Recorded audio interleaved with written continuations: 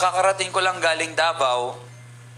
Nag-award kami doon ng mga M-clubs at mga car club achievers. Meaning yung mga nakabili po ng kotse at yung mga kinita na nila na milyon. Mindanao po yun. First time ko pong napuntaan after how many years? Hindi na pupuntahan ng mga mentors, hindi na pupuntahan ng mga uplines, hindi na pupuntahan ng mga M-clubs. Sariling kusa nila. Yung isang nakakuha ng kotse, sa bukid nakatira, nakasakay ng kalabaw, yung isa kabayo, yung isa binabaha pa. Guys, ang ibig ko lang i-explain sa inyo na kung mas nakaya nila, mas kaya mo. Kasi